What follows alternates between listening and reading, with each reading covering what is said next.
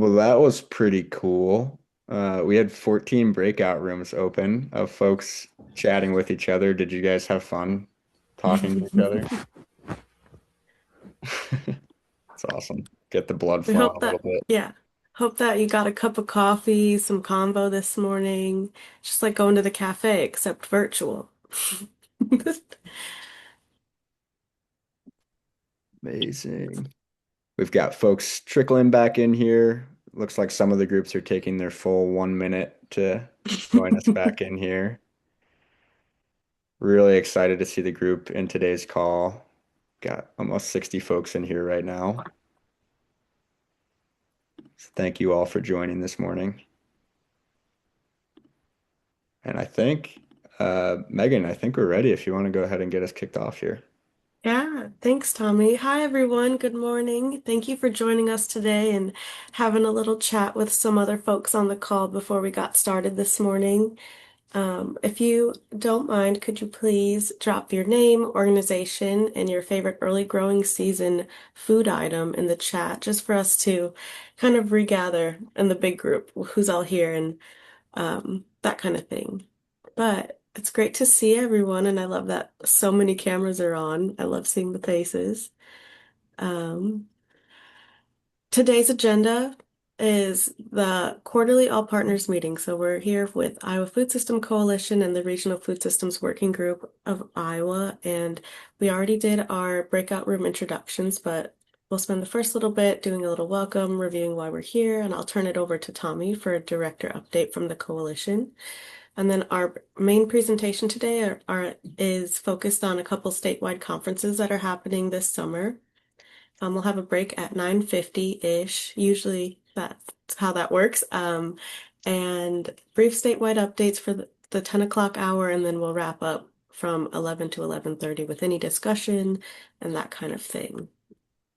Asparagus. I saw asparagus come up and we just had our first asparagus local asparagus the other day. So I'd love to see that.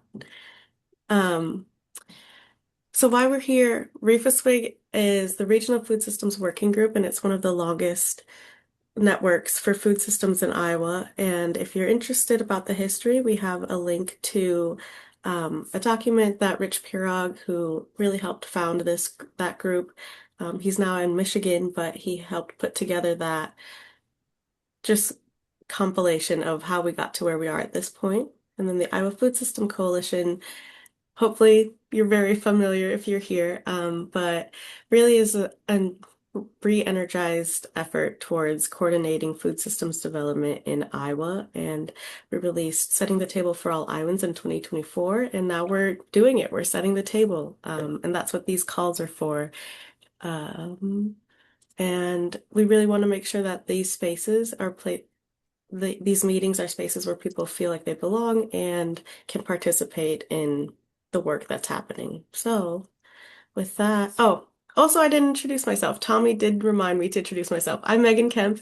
I work for Iowa State University as an extension specialist. I also am on the steering committee for the Regional Food Systems Working Group. Ilsa was supposed to be my co-introducer today, but she's having some technical difficulties. So you might see her in the chat more than you hear her voice today.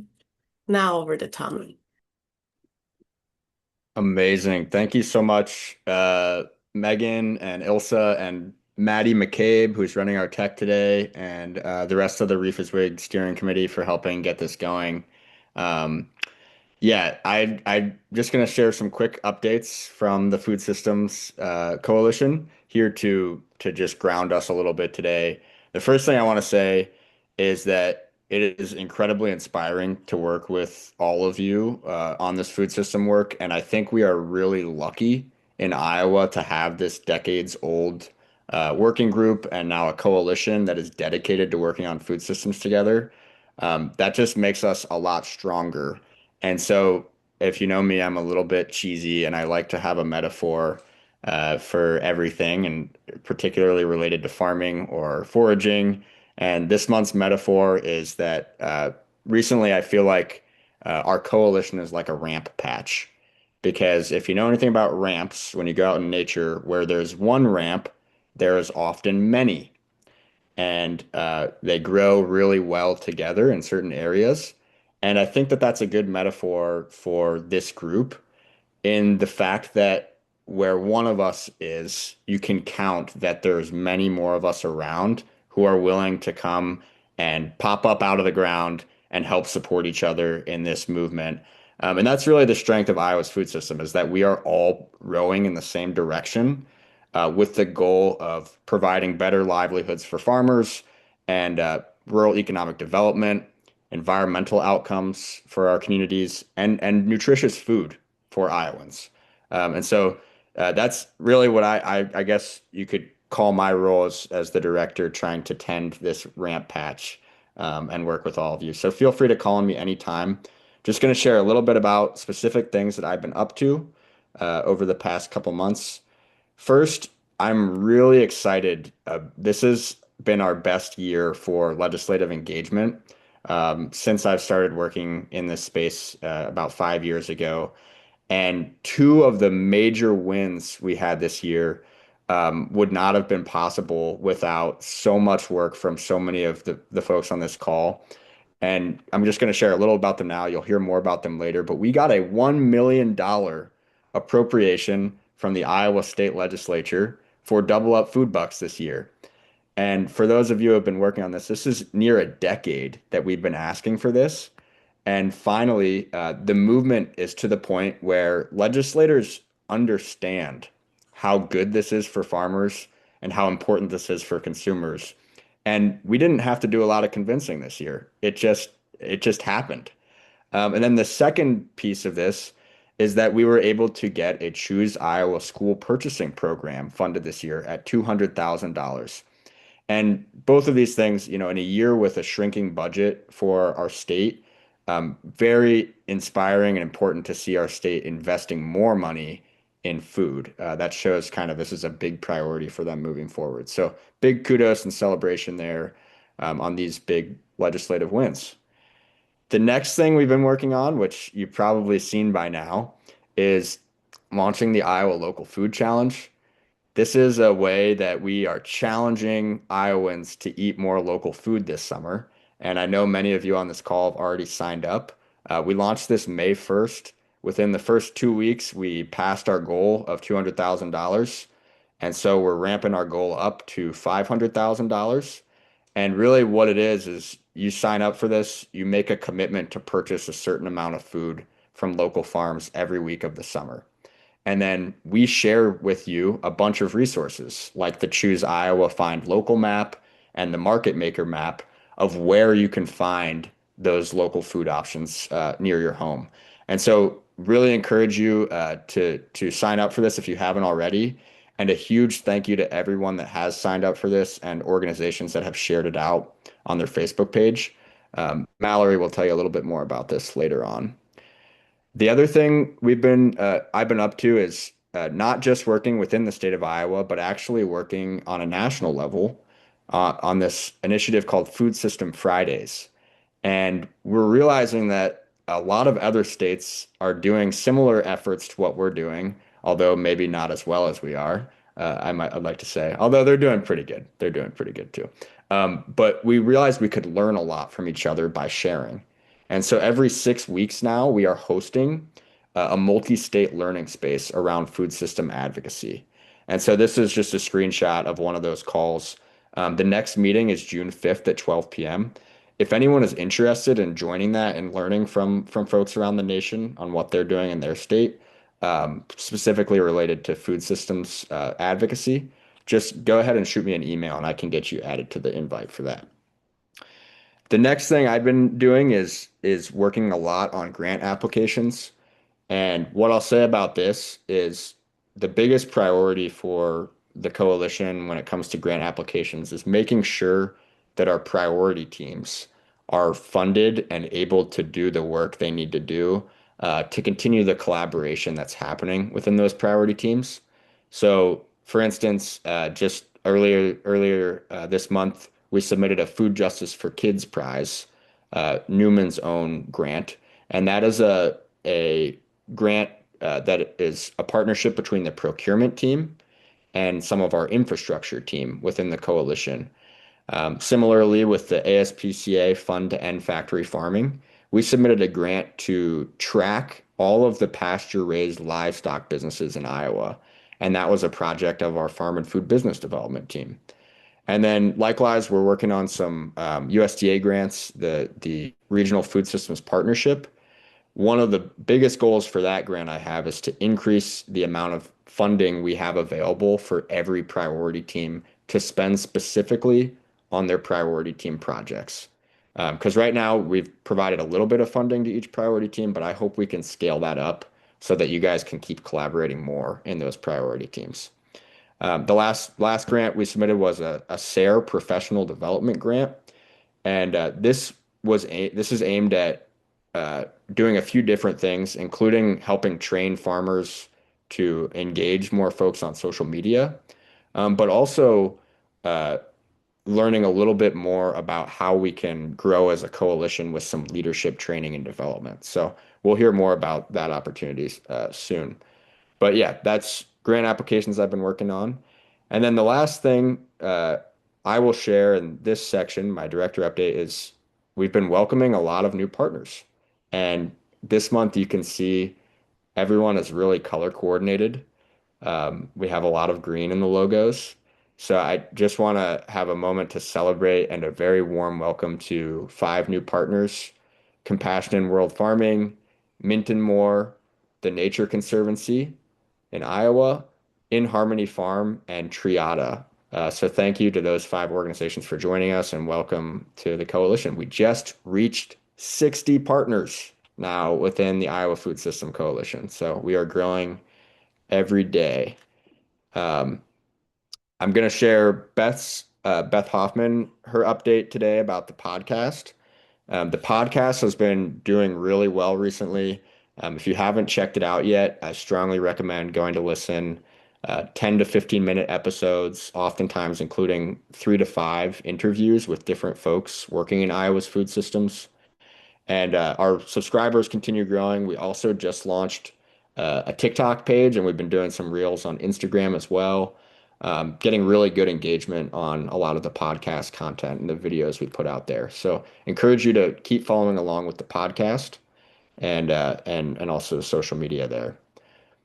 Mallory has done a great job compiling events from all of our partner organizations, and you can find all of those events on the IFSC website.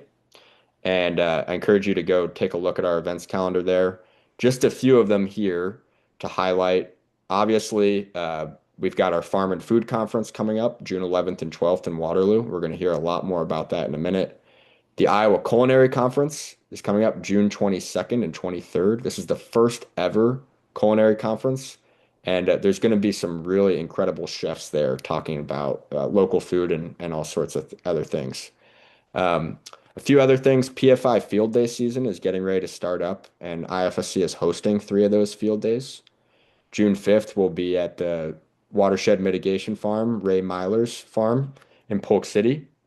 June 28th will be at Bluegate Farm down near Knoxville. And August 27th will be at 1100 Farm, which is the mushroom farm in north central Iowa. So I encourage you to put those on your calendar and continue to check the food system calendar.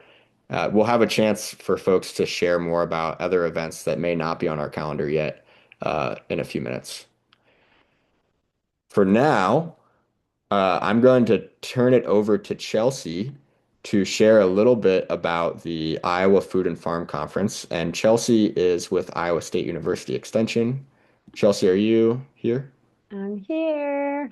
Awesome. Thanks, Chelsea. Yes, thank you, Tommy. Good morning, everyone. It is so cool to see so many faces on the call today and so many new folks. I'm really excited to share about our upcoming Iowa Farm and Food Conference, which will take place in Waterloo on Thursday, June 11th and Friday, June 12th. It is 2 action-packed days of amazing local food community, amazing local food. Like we're gonna eat a lot of really good food. That's important to know about this conference because sometimes that doesn't happen when you go to a conference, but it does with this one. I really want to thank our planning committee who has been meeting weekly for months to, do outreach, do the communications, make all of the decisions about the program, do all of the local food sourcing to support the restaurants and the caterers who we work with locally to partner with the food hubs and local farmers in the area. Um, yeah, just an amazing group of folks from the Food System Coalition, including Center for Rural Affairs, Department of Ed, our team. So many people go into making a conference happen, and we'll share all of them on the day of.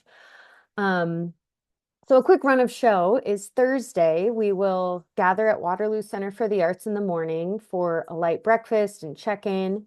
Everyone will hop on buses and we'll go to 3 consecutive field trips or site visits around the Waterloo area. We have 3 different field trip tracks for the day planned.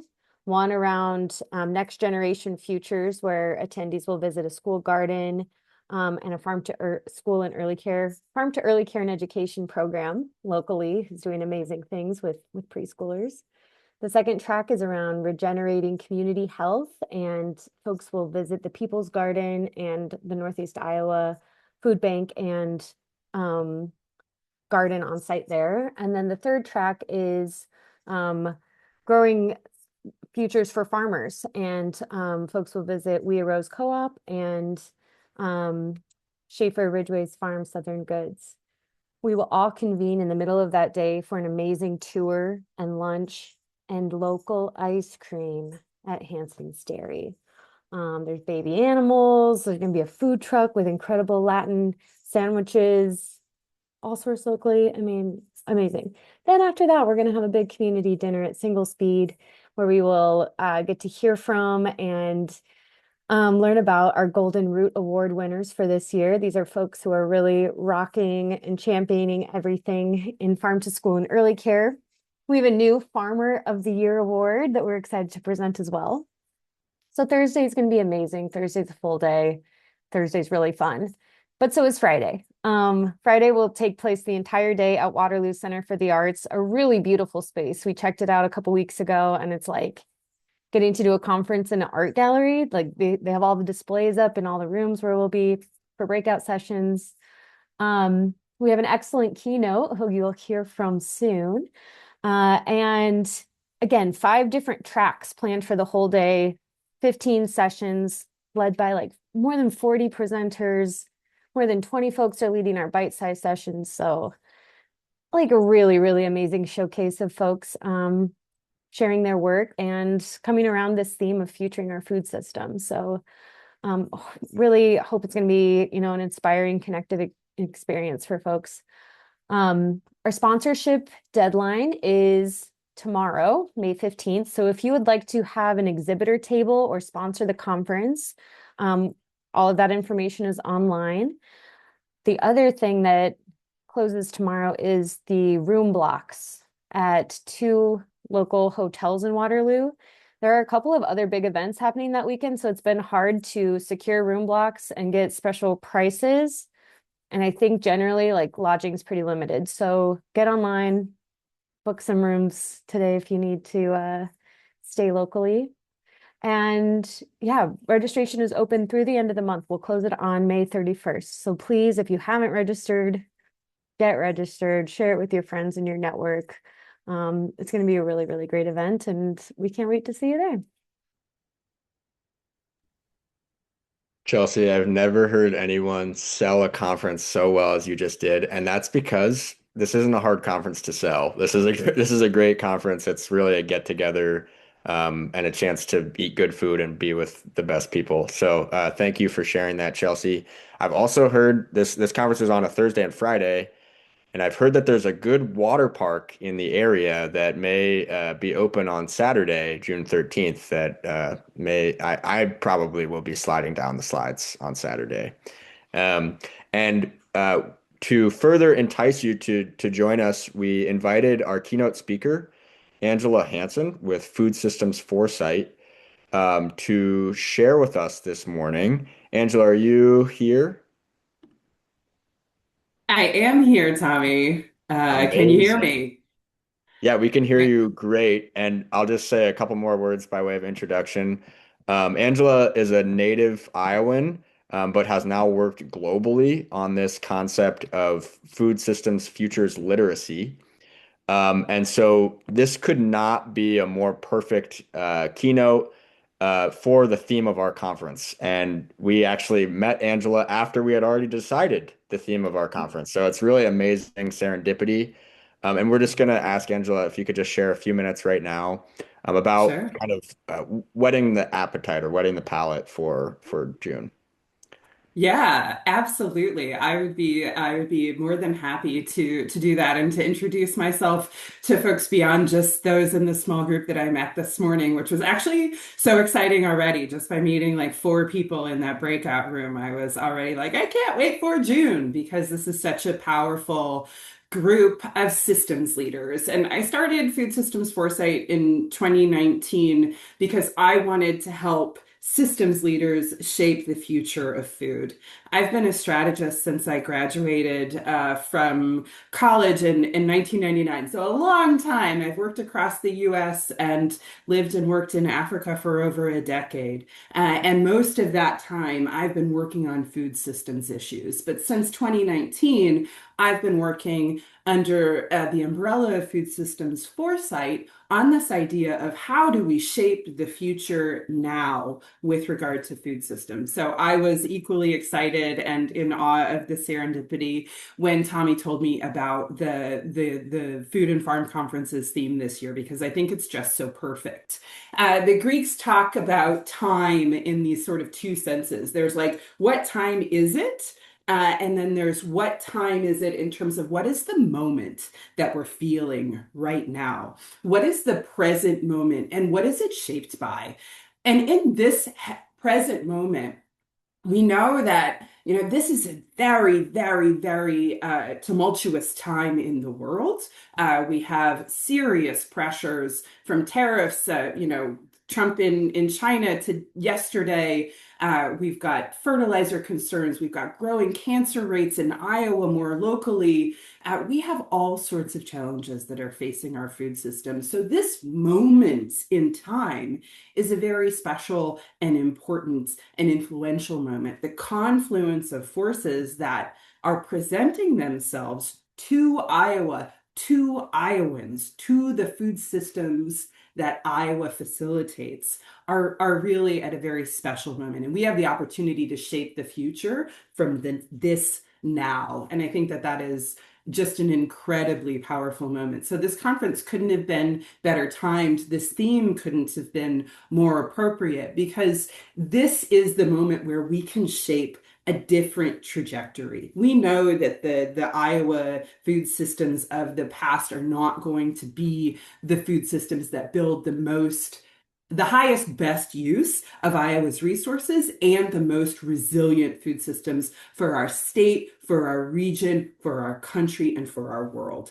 So how do we reshape those food systems?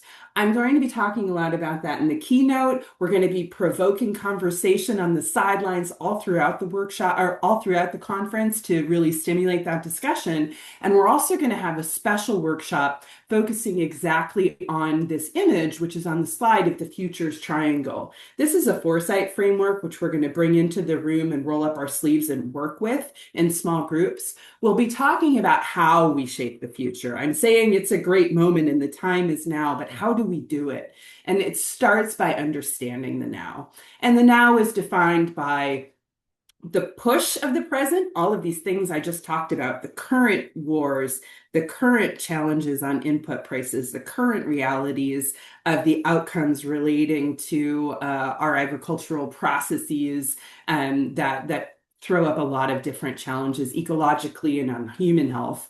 So those are the forces that are pushing us in the present to make a change, but we also have to remember the weight of our past. And for me, as someone who grew up on an Iowa farm many generations into a way of working, this is a very important element, right? My father farmed in a way, his father farmed in a way, his father before him farmed in a way. How do we change the way we farm in Iowa And how do we change our relationship with our farms in order to meet this future that we see emerging? So that weight of the past often will entrench us in a practice or a way of working, and we need to acknowledge it so that we can move past it and we can respond to the pull of the future. And that's what is enticing us and I think emerging in this very important moment in Iowa's food systems trajectory. So I think that foresight as a tool can be a really important new lens that we can bring to the discourse of all of the food systems leadership discussions that we'll be having at the conference. I'm so excited to provoke this conversation, to hear what y'all have to say about foresight and to see your own futures literacy expand and develop and connect to your other sort of schools of thought, ways of working, and inspirations for innovation, because I know it's all in there. So, Tommy, that's all I'm going to say about the conference, but I hope I wetted everyone's whistle so that we can get into some really cool futures work during the conference in June. Yeah, that was amazing, Angela. Thank you so much for sharing all of that. And I'll just say, quickly, I think um, the folks in this call are the folks who have been shaping Iowa's food system for decades. And so to be able to have you come in and help us think through this with this new lens, I think is going to be really cool and help us go to the next level as we're thinking about how do we, continue shaping this moving forward. Um, and so, sorry, my screen froze here. Oh, I think I'm back. Okay. So yeah, please go ahead and get registered for the June conference. And thank you again, Angela, for joining us this morning. And Pleasure. yeah, I'm gonna go ahead and our next we have two really exciting conferences in June, and we want you to come to both. And so we're whetting your appetite for both. The next one is the Iowa Culinary Conference, and this is hosted by Iowa Valley RC&D, the School Nutrition Association of Iowa, Chef Ann Foundation, Iowa State University, and the Iowa Department of Education. And I believe we have Giselle on the call this morning Yep. to explain a little bit more. Giselle, are you here? Awesome. Yeah. Okay, I'll let you take it from here. Awesome. Thanks for the intro, Tommy. My name's Giselle Bruskowitz. I'm the program director at Iowa Valley Resource Conservation and Development. And I'm super excited following Chelsea and Angela. I think like thematically, we're also talking about reshaping our future here with the Iowa Culinary Conference. And I put a link in the chat box, and I really encourage you to click on it and follow along and check it out as I'm talking about it. But the Iowa Culinary Conference, this is the first time that we have ever hosted. We're kind of designing and creating this new conference experience. It's happening on June 22nd and June 23rd in Coralville and Cedar Rapids. And we are looking at lifting up scratch cooking, local procurement, and school food service pathways. So there's a heavy emphasis on farm to school, but it's not just for farm to school. We're looking to educate, inspire, and innovate. So similar to thinking about these deep questions about what kind of food system are we shaping, how do we look at the ways in which we are cooking and preparing foods in kitchens, in restaurants, but especially in school kitchens, and who are the people that we can lift up behind that work?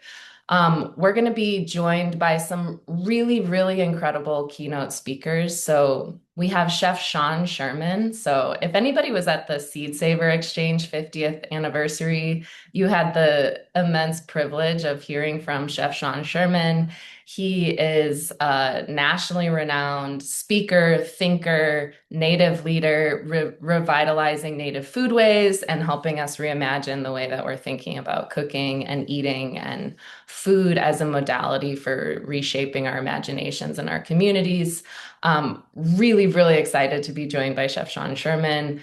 Chef Dan Giusti is also on this flyer here. He's sort of like a globally renowned chef who's also reimagining the ways that we do preparation and sourcing for farm to school. He has an organization called Brigade. and Chef Harry Pulpaka, who was recently on Chopped. So if you get to check out, if you have Netflix, you can check him out there and check out his social media. He's really active and doing extremely exciting work. But aside from having a really, really deep bench of innovative and inspiring thinkers and leaders in the movement, we have a lot of workshops and sessions that are going to happen at the hotel in Iowa River Landing in Coralville. And then on Tuesday, we also, aside from just sessions where we're talking about and experiencing demos and panels around scratch cooking and local procurement, we're also going to have hands-on experiences at the Kirkwood Hotel. They have these state-of-the-art kitchens. And so there's going to be some chefs and leaders from across the state of Iowa and Nebraska who are going to lead culinary students in a sort of competition around designing culturally relevant menus. We'll get to taste those samples and see what it looks like to actually prepare these locally sourced ingredients in a kitchen. So I'm really excited for those hands-on experiences as well. Yeah, so really a lot of this is going to be shining a light on the farmers, the food hubs who are sourcing the food, and also the food service nutrition professionals who work so hard every day to feed the children in our communities and who are reshaping the way that we do farm to school in the behind the scenes, often overlooked environments where people are cooking and serving food for our children. So we really want to shine a light on all of the leaders who are already doing this work and how can we continue to grow that across the state. In addition, if you go to the website and you find our agenda there, there's also a particular session of a farm to school roundtable that's happening Tuesday morning. And I want to particularly encourage everybody on this call to come to that session. Tommy is going to be leading a conversation with the Iowa Food System Coalition leaders. So we're talking about the folks on this call who are really leading the movement and shaping the future of what we want farm to school to look like in Iowa.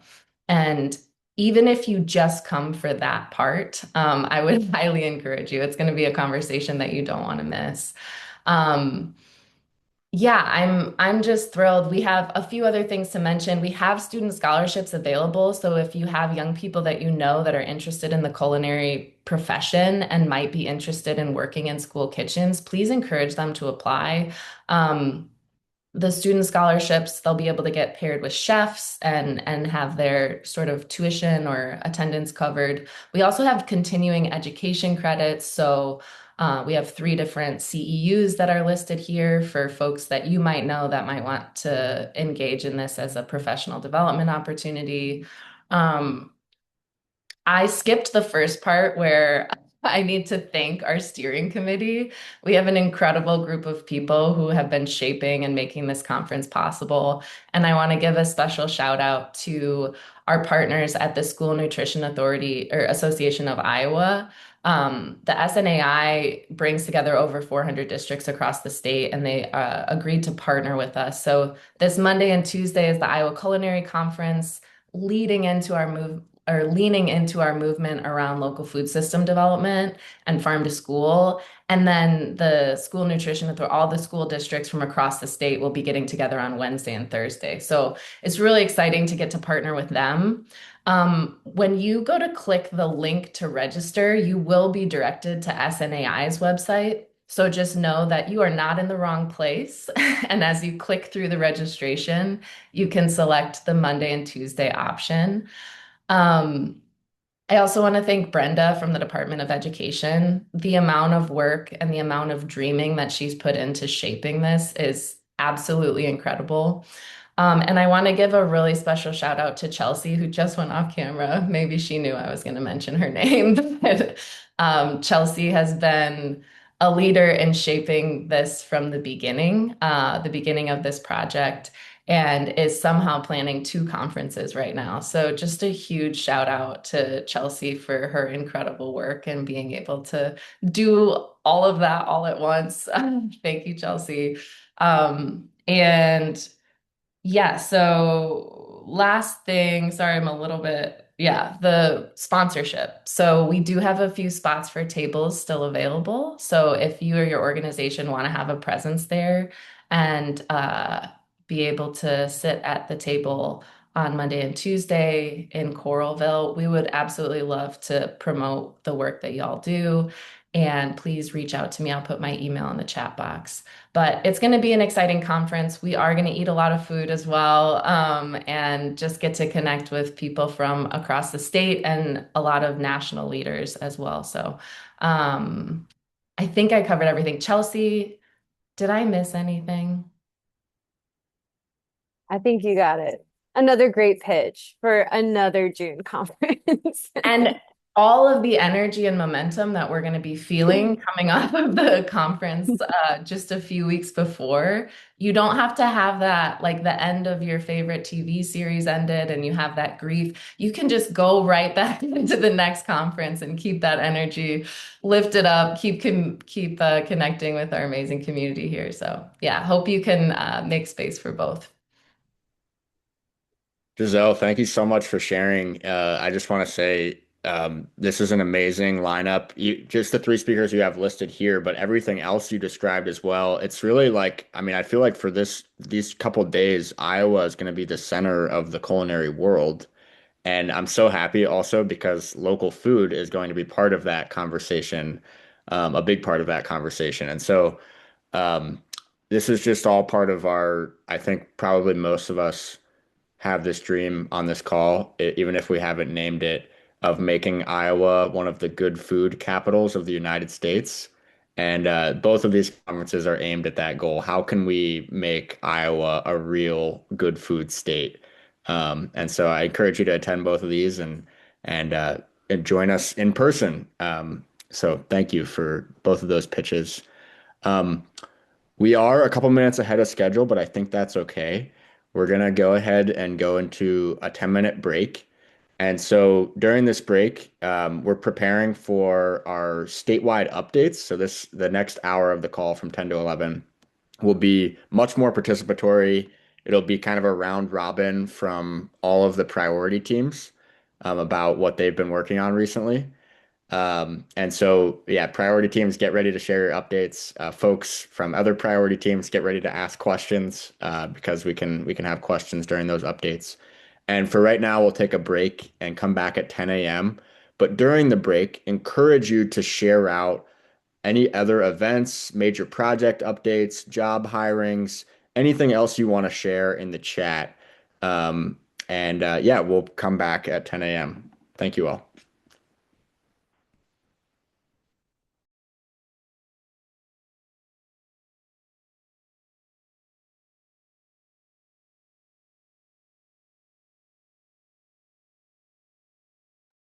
Tommy, you could pause the recording if you don't want to cut this out.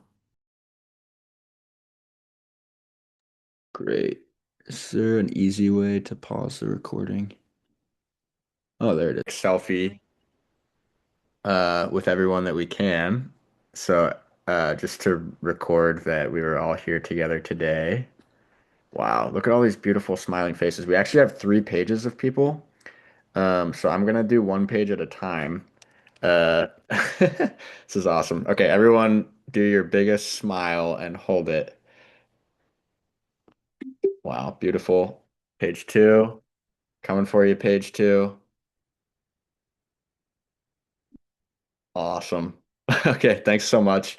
Now I'm going to pass it over to Jody to guide us through the breakout room, or not the breakout rooms, the priority team updates. And yeah, this is our chance to hear what organizations and priority teams are working on around the state and ask questions. So make sure you're listening to all the priority team updates. And Jody, I'll let you take it from here. And Jody, you should introduce yourself too. All right. Yes. Welcome everybody to, I guess, the second half of our meeting today. So I'm Jody Higrick, and I'm on the IFSC Planning Committee, Steering Committee for these meetings, as well as the Iowa Food System Coalition Steering Committee, and on some priority teams, as well as leading a new chapter of our food, nutrition, and health team also that you'll hear about coming up. So we are going to jump right into it here. Okay, except for it's not letting me advance my slides here. Give me one second. Ah, there we go. Okay. Policy team is going to be up first. And then you guys just let me know when you want me to advance slides.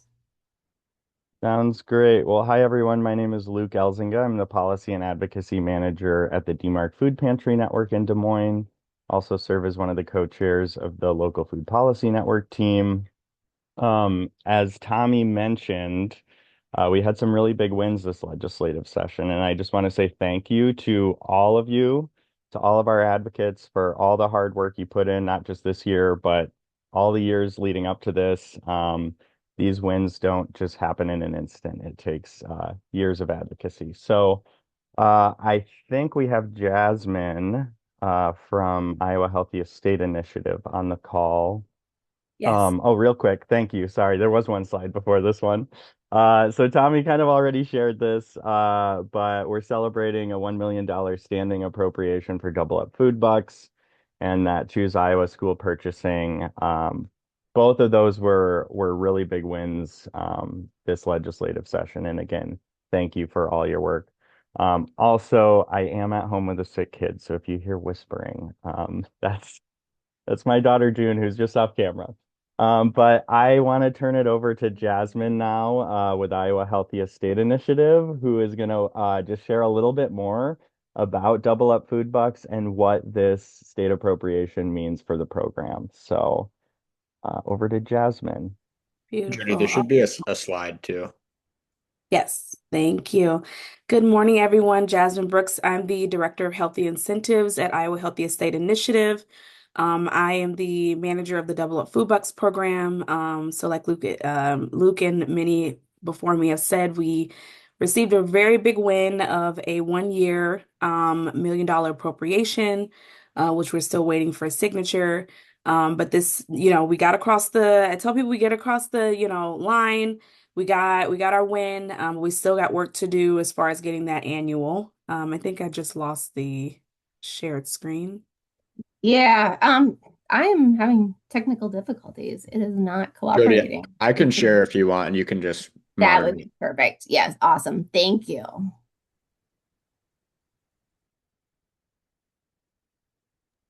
Sorry about that, everybody. Perfect. So just to recap, we have about 172 locations across 80 counties. We have a variance of our grocers, co-ops, farm stands, farmers markets, and CSAs. So we're starting a new year this season, obviously. And then as far as last year's stats, we got about over 13,000 new signups. Folks are able to sign up at our sites, but they also can sign up virtually on our website at doubleupiowa.org. Last year we had a redemption of over 680,000, earn of 680,000 with the redemption of $589,000, which gave us about an 86% redemption rate. But we wanted to emphasize what's going on this year. So for the past, between January and March, our redemption rate increased to 97%. So that just shows that there's an increased need, increased usage, and effectiveness of the program, seeing that money returning again back to our local grocers and our farmers. So for 2026, we're staying the course, obviously, continuing to recruit sites. So farmers markets, stands, we're exploring mobile markets. That's been a request of ours. So we're going to be exploring that and having a contract ready for folks that are more mobile.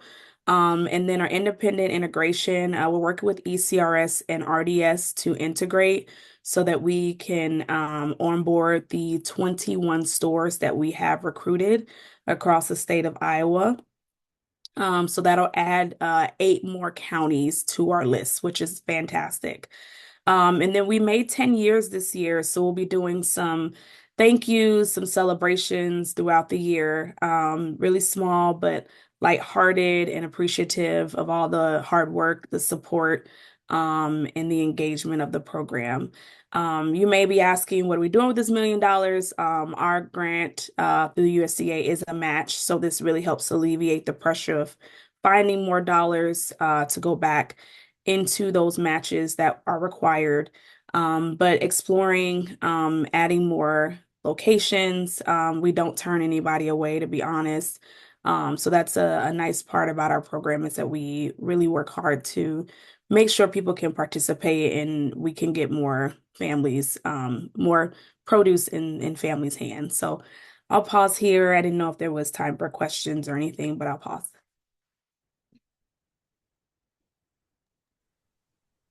Yeah, anybody have a quick question?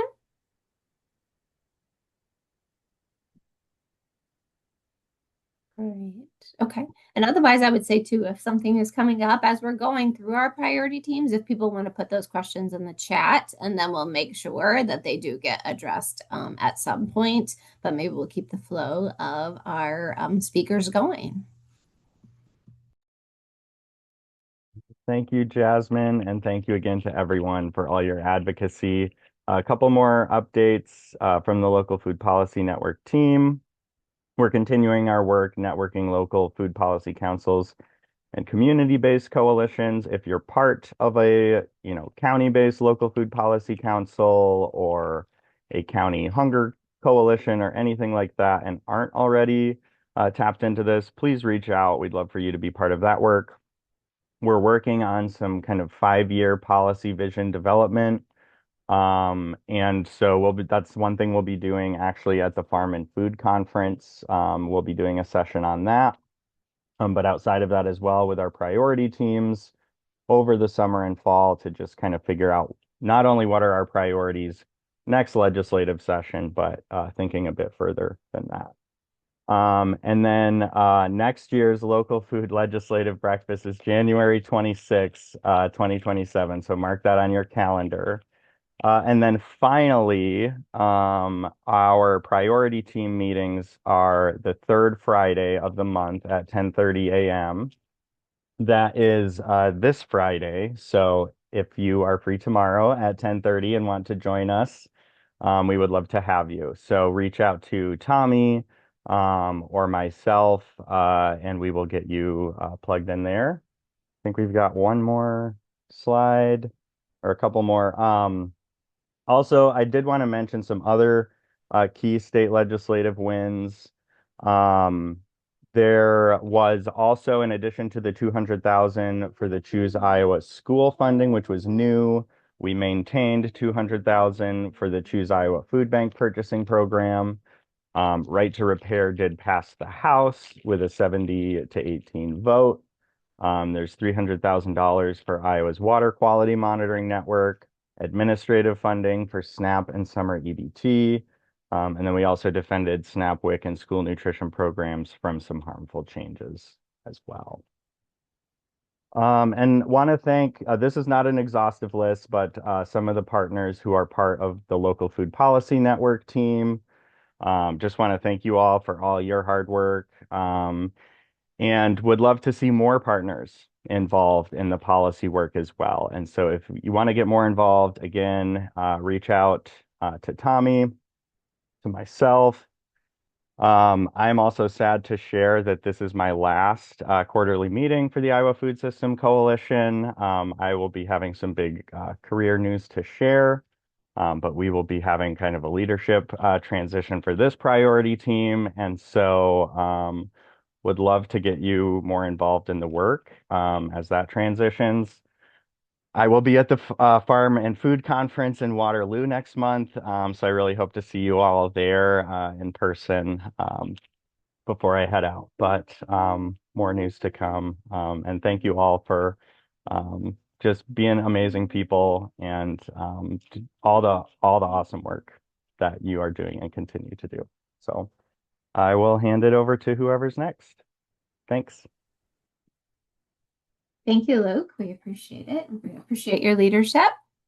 All right, so going to communication and education next. This was at one time one group that was meeting, and we have split this into two groups. So looks like education is up first. Thank you, Jody. Hi, everybody. I'm Jonathan. I'm with the Iowa Farmers Union. I'm the education director. And I'm co-leading this group with Deborah Soley of the Center for Rural Affairs. So far we've met 3 times. every month since the last IFSC meeting. So really, we're trying to get some more kind of clarity on where this group's interest lies.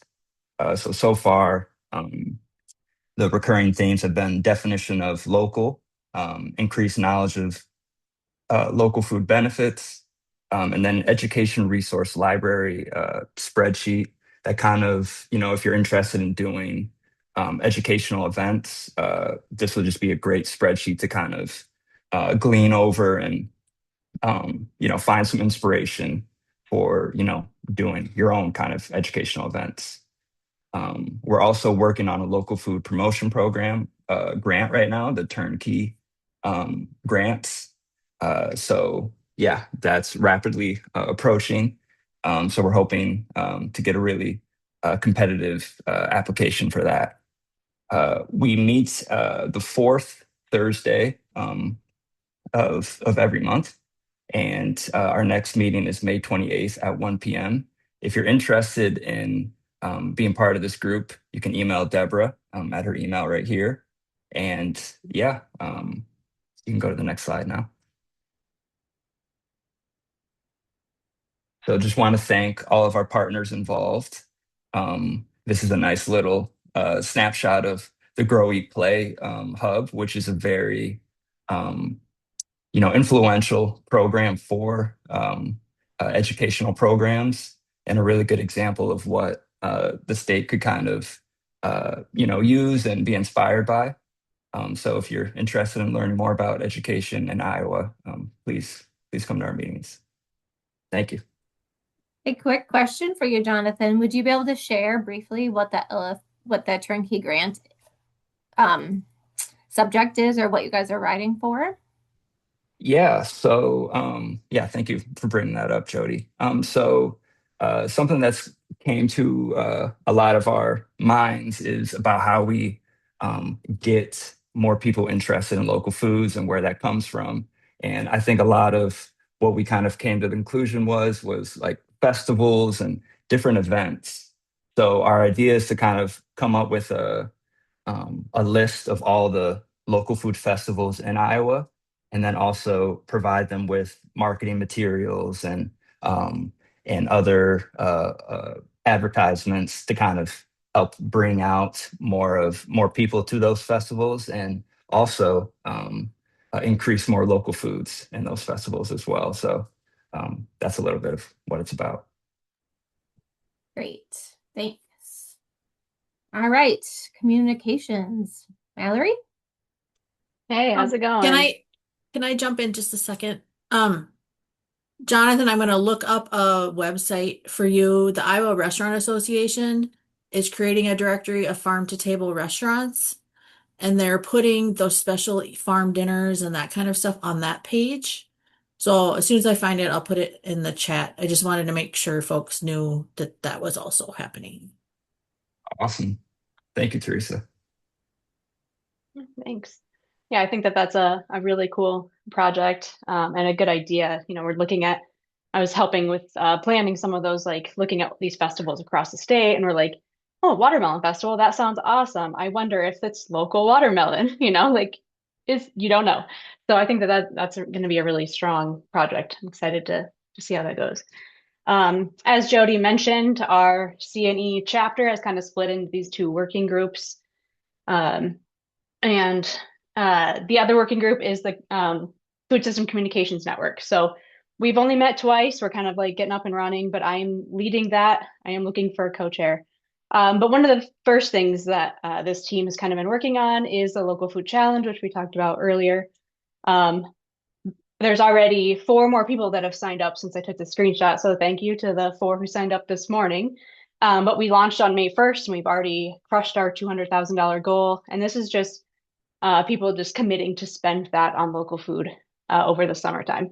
And we are sending, when they sign up, they're signing up for our newsletters, and they get a series of, right now it's sitting at about 6 emails with, different resources that I've been working on collecting, and the education team is working on collecting. So we're sharing resources from our partners all across the state. So things like like we talked about earlier, like the directories that are going on across the state, Choose Iowa, seasonality calendars, what is a food hub?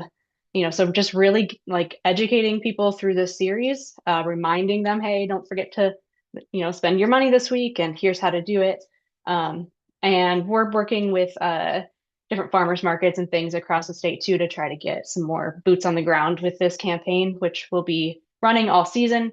Really hoping to get bulk of people signed up May and June, so they can really take full advantage of the knowledge that they're going to gain through this campaign. Importantly for this group, thanks for those who have signed up for the challenge, but all of you here are really well positioned to help us make this really successful. So we have the challenge toolkit linked here. I'll drop that in the chat too. But there's ready to use graphics, print materials, flyers, messaging, captions, everything that you need is in that toolkit. If your organization is working from a slightly different angle than we have content for through this toolkit, please let me know. I'm happy to help make some more graphics or kind of help you through your messaging. There are a lot of different ways that local food makes sense through a lot of different lenses, as we all know. That's why we're here. So do feel free to reach out. I'm happy to help you with that. Oh, and Jan's question about getting print materials, there is a link to a flyer there, but if people do want some print materials, we might be able to help actually get some printed and sent. There's budget concerns.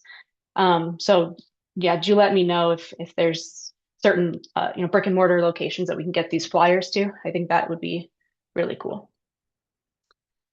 Let me see. All right, next slide, please. Okay, so as part of this work, as I mentioned, we're starting this food system communications network. We've only met twice, but we're kind of just getting up and running. So this is really focusing on bringing together the professionals that are working in the local food marketing and communication space already. I'm looking for a co-lead to help me stay on task and stay organized with this stuff because we're working on pretty wide focus here. We can work on coordinated messaging, press and media strategy, sharing out and amplifying, statewide initiatives and campaigns like the local food challenge. And then of course, rapid response during policy or funding shifts. We've kind of, we've done a really good job of bringing people together when we need to, but just building that trust between our organizations to be able to respond even more quickly is really valuable. The next meeting is on May 22nd. We're going to talk about domain authority. So if you know what that is, this might be the group for you. So do let me know. And I'll drop my email in the chat. It's communications@iowafoodsystemcoalition.org.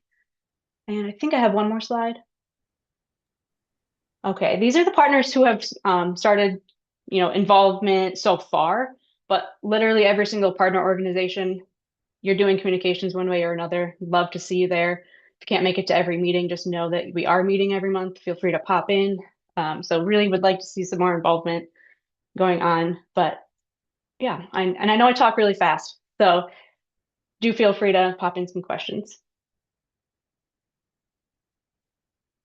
Yeah, Teresa, yeah, exactly. SEO, GEO, AEO. We're talking about, domain authority has always been a thing, but now more people know what it is because of AI and LLMs, and just everyone wanting to make sure they're showing up in all these different new ways that people are searching for information. So domain authority has always been, every single website has a score. But in general, domain authority is when you're thinking about a subject, any person is thinking, where should I go to get that information? You want to be the organization that people are thinking of immediately. And we can assign, literal numbers to that and work on improving those numbers. So I'm just making sure the dots are connected. We're in a small universe, so they probably already are, but please talk to Natasha Hagman from PFI. She's writing a grant for this. I talked to her yesterday, and I think I saw her on the call. Thank you. All right. Yeah, thanks for making sure that connection was there, Teresa. All right. All right, let's go with our food, farm, and infrastructure team. Yes. Do we have Kate on the call? Yep, I'm here. Awesome. Hi, Kate. Do you want to take it away? Do you want me to intro it? Real You quick, start. I'll jump in the middle. Okay. real quick. Also, can I ask priority team leads just to introduce yourselves when you get started too? I think that's good for everybody. Yes. Hello again. Still Giselle Bruskowitz here. I have the pleasure of being the co-chair of the Food and Farm System Infrastructure Team. So my other co-chair, Kate Gilbert, do you want to introduce yourself? Yep. So I'm Kate, and I teach food science at Iowa State and have farm background. So I'm always interested in more infrastructure, and am the other co-lead. Yeah, so I always like to, well, go back to that slide. I really like to read the goals because I think it's such a good grounding in our plan, setting the table for all Iowans. So our goal is to strengthen the capacity of local food infrastructure in Iowa in order to increase distribution and sales for local producers and processors. So as Teresa just said, we live in a small universe, but the connecting of the dots of the people, but it's also this infrastructure team is really about connecting the dots. So what kind of infrastructure do we need to get our small, mid-scale, diversified farmers and producers connected to institutions and Iowans that want access to that food? What are all the pieces in between? So I'll start. We took inspiration from the procurement priority team. They realized that a lot of the people that were attending meetings really to talk about statewide procurement were the same people. So the Farm to School and Early Care team, and I don't mean to steal your thunder here, but the Farm to School and Early Care team for procurement and the Iowa Food System Coalition team for procurement decided to start hosting joint meetings. And so we took that as inspiration to do a similar thing for the infrastructure priority team.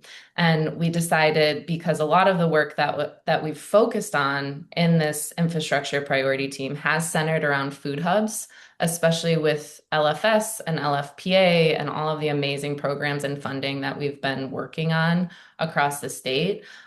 That we wanted to continue to leverage that energy and that focus and the policy work that we've been doing and sort of merge these two groups.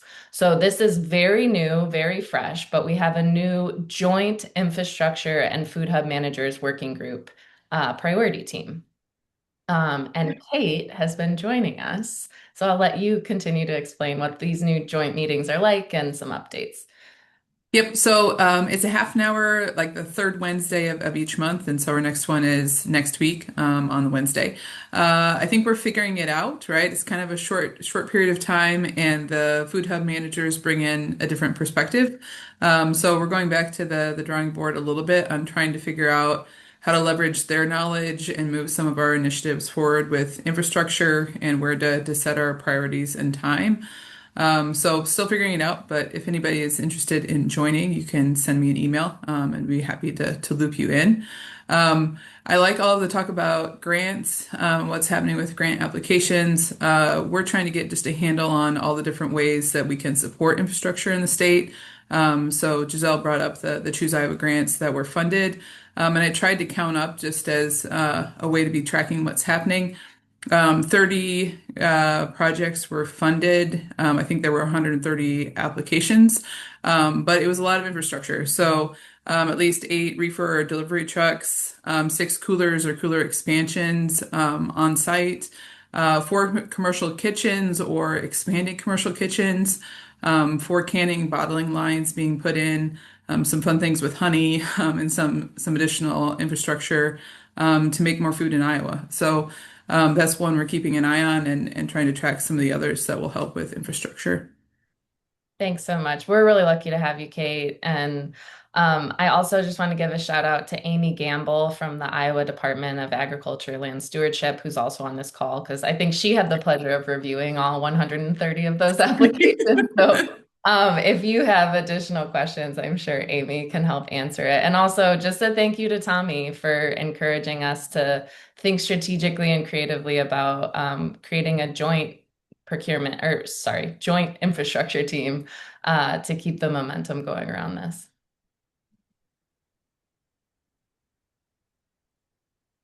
Okay, next slide.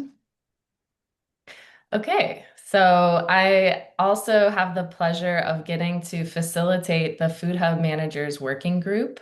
I'm going to put a link in the chat here for the Food Hub Managers Working Group website.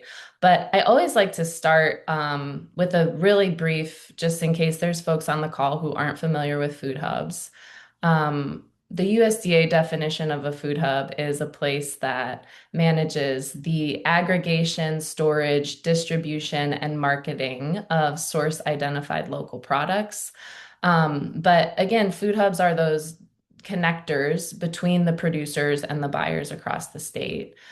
Food hubs connect hundreds of producers and vendors that do, anything from produce, meat, dairy, value-added products, small grains, and are able to bring those together in one place and then distribute them out to the community in a way that makes it easy and convenient for more people to access food across the state. This group has been coming together for over a decade to think about how do we solve these complex infrastructure and logistical challenges together? How do we lift up the work of farmers and make sure they can grow the market for their products? And how do we make sure that we can continue to grow the local food movement and the infrastructure like warehousing and trucks and the social infrastructure, very important, of the relationships that make it all possible to move food across the state. And so the group is one that I'm just so grateful to get to be a part of. And twice a year, we get together in person, in addition to the twice a month Zoom calls that we have. We get together in person to think creatively and really dive strategically into the vision that we have together and how we can continue to work better together. So we got to get together in Ames just last month. And we were led by an expert facilitator named Tracy at Conexio Consulting. And we're thinking really creatively, leaning on living systems as metaphor to continue to think about how we grow our work and what are the natural birth and death cycles of different aspects of our organizations and of our movements and of grants that fund our work and all sorts of things to dive into. So yeah, the group has a real strong identity, and we have this sense of belonging and this commitment to keep doing it together. I think of Tommy's Go Far Gophers. We can go further together. So I just want to say thank you to Practical Farmers of Iowa also for making this in-person retreat possible and for all Natasha's work on this.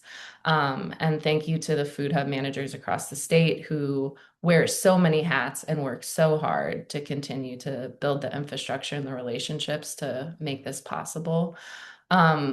Additional huge shout out to the godmother of food hubs and farm to school and food safety and so many things in our movement, Teresa Wimmerslug.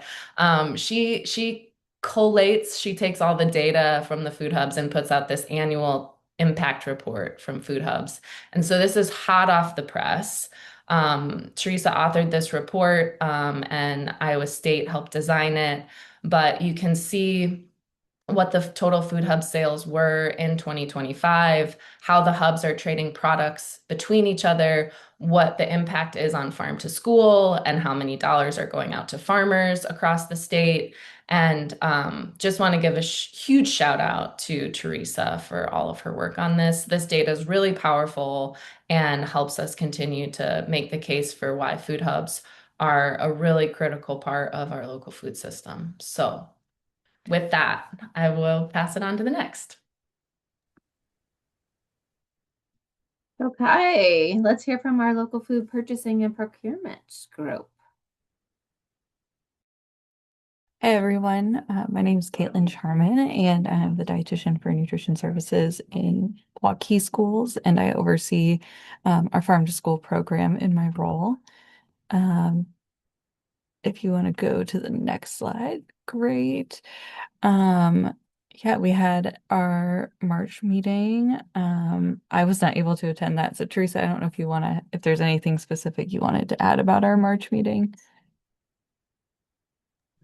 So, yeah, this one and Chelsea and Marie, you guys can jump in here too. So just a reminder that this is a joint team between procurement, IFSC procurement team, and Farm to School. So we have the Iowa Farm to School and Early Care Coalition, as well as the procurement strategy team. So this one was the update on the bigger coalition, and then the next slide will be the procurement team. But in March, the Farm to School and Early Care Coalition met. They meet bi-weekly or bi-monthly, every other month. The new 24-25 coalition annual report is posted on the website now for folks. That's something that the coalition does every year just to have an in-depth look at what's happening on the farm to school and early care scene in the state. Marie Marood is a new co-chair along with Chelsea, and then the one that didn't make the update, Amy Gamble, is also going to be a co-chair lead, which is wonderful to have try leadership at that upper level, to keep all of us other strategy team co-chairs in the lead or in the behaving. That's what I'm trying to say. The Golden Beat Awards are in progress. I don't know if they've closed. That's why I should not give this update. And then the next meeting is next week from 9 to 11:30. Folks are welcome to join us if they want to learn more about the coalition's work. What did I miss, Chelsea, Marie, Amy?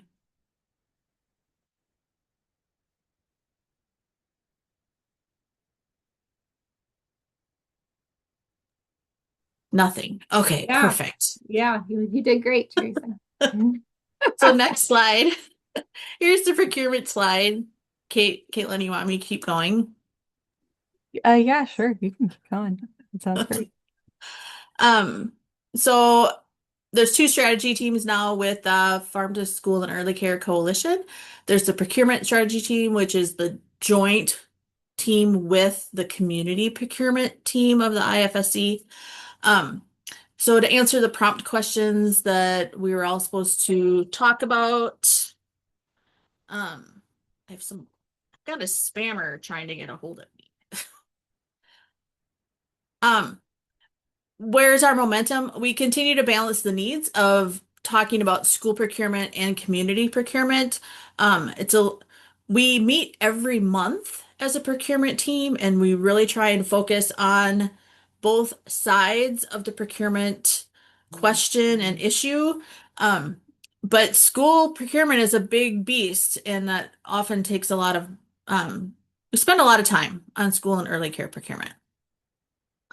One new report that was released this last week was an impact report on school purchases after the LFS program was discontinued. I'm going to talk about that in just a second.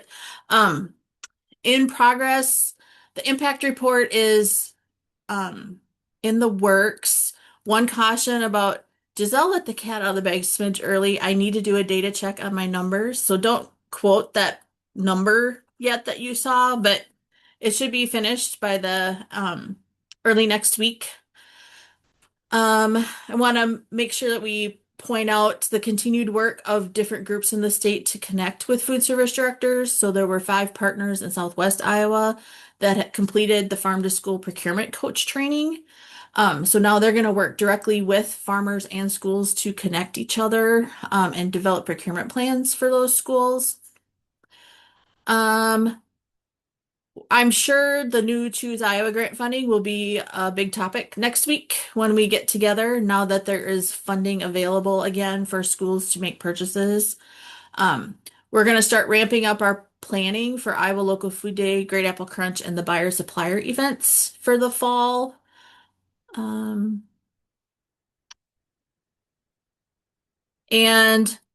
there's a note there about I guess I don't know enough to talk about that. Is that in the Farm Bill?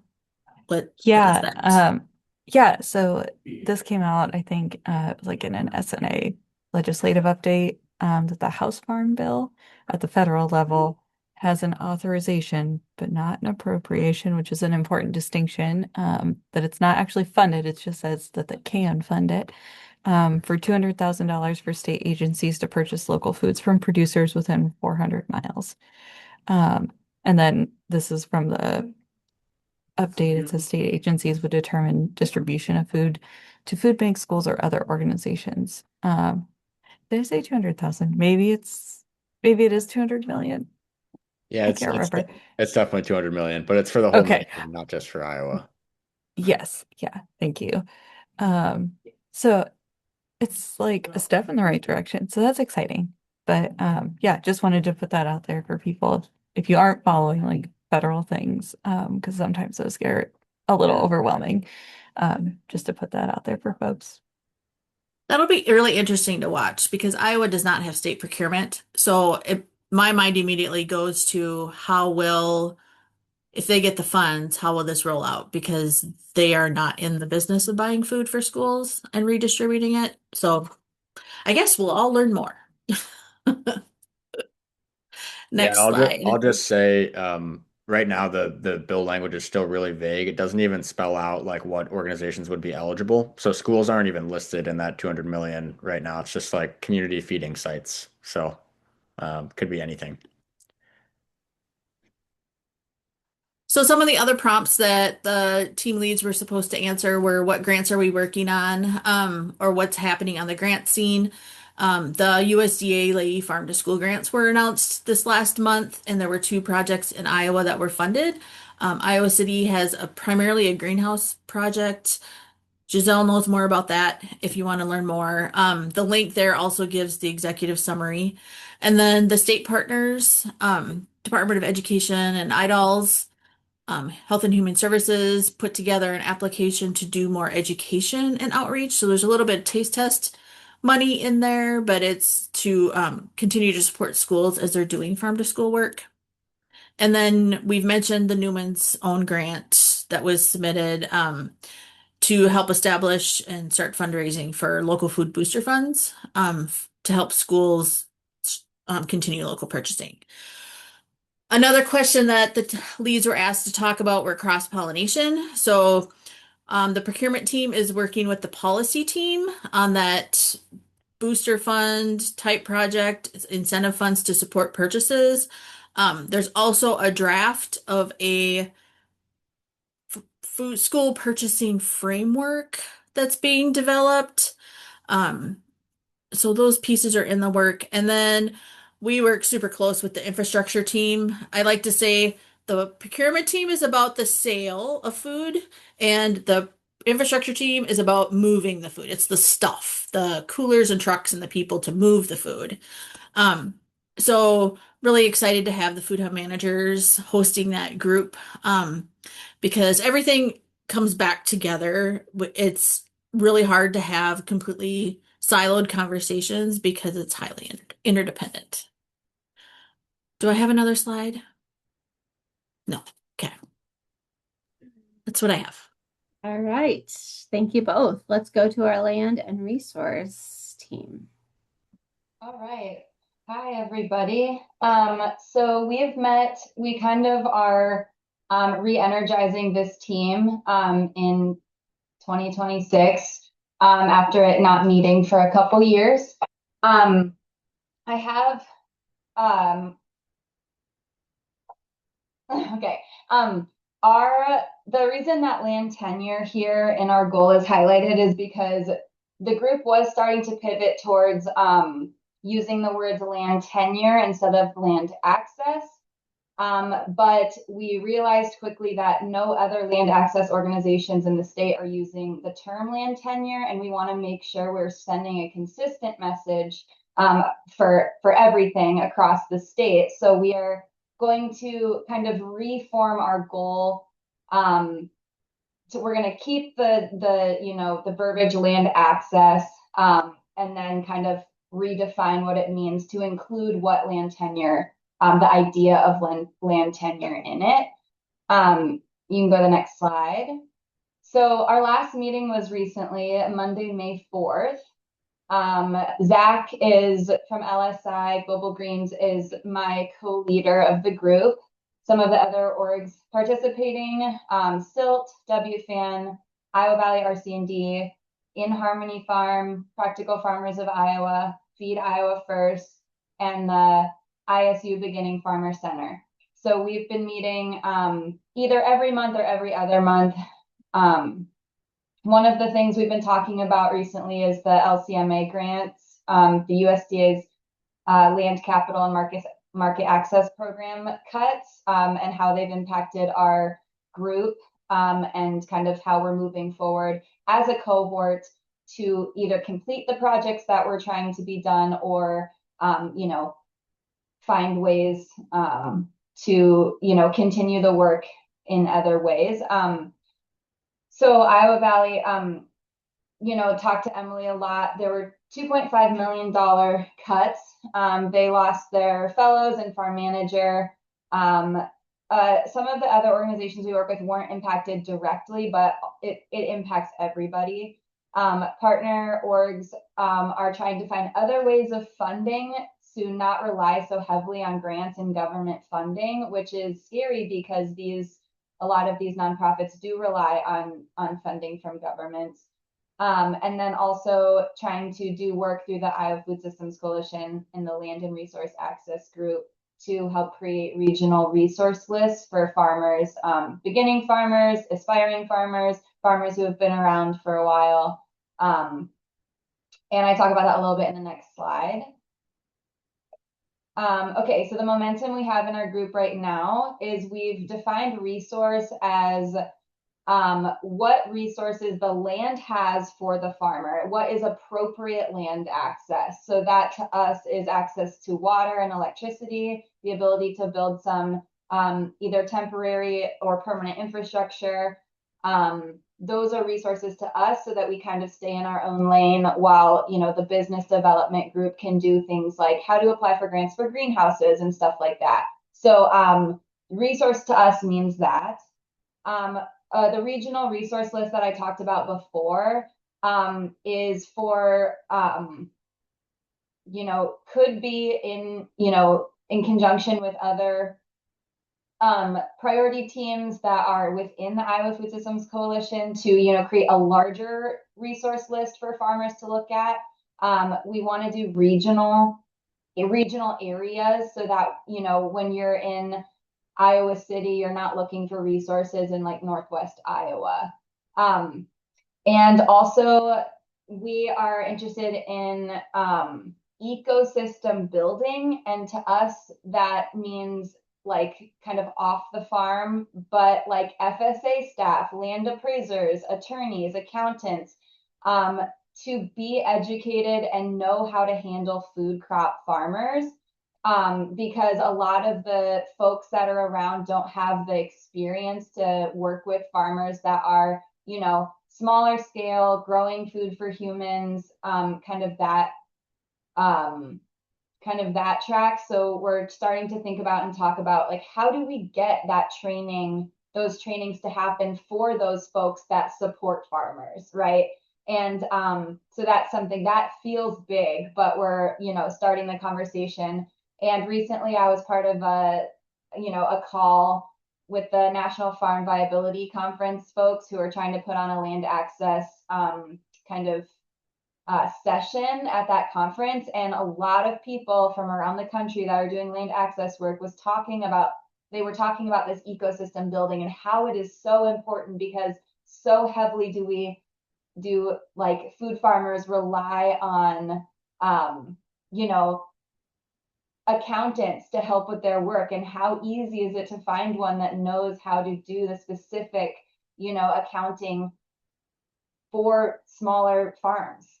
And I also have met with other organizations that, kind of regionally, there's some Illinois folks that are working on land access and they wanted to know what we're up to. And then I asked what they're up to. And it sounds like Iowa is yards ahead of Illinois in the terms of organizations available to help folks get find land access with like connecting landowners and people seeking land, but also like, conservation easements and stuff along those lines as well. So it's exciting that we're ahead, but I do think that we all need to be on the same level in order to level up as we want to as like a region in the Midwest, because we already know that we're like decades behind what's going on the coasts. And so, if one state goes alone, they don't get very far. And then also we're talking about trying to create metrics that will help us measure performance. However, it is hard to find those metrics because like what is success for land access? When we talk about that, we're talking about longevity. So if we get land access for a farmer, but they're only farming for 5 years, is that success? So that's kind of, those are the conversations we're having around that. You can go to the next slide. Yes. Okay. So our next meeting will be Monday, June 15th. Please let me know if you're interested in coming to those meetings. I will send you a link and get you on the communications. Some things coming up for us. We are going to have, I think, 2 sessions at the Iowa Food and Farm Conference.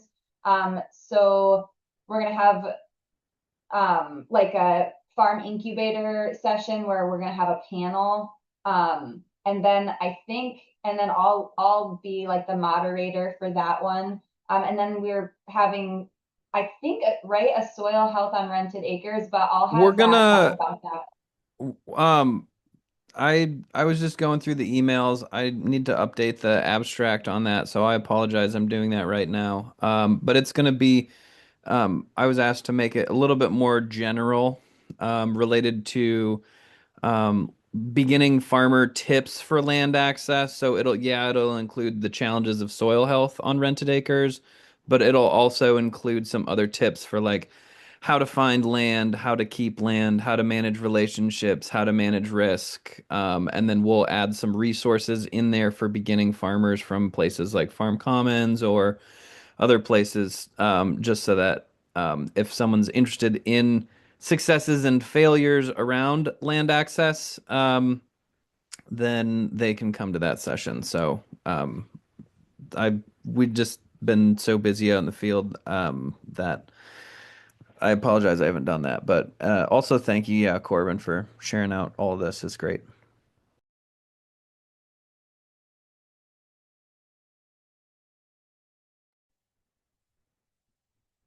All right, I think we're ready for the next priority team.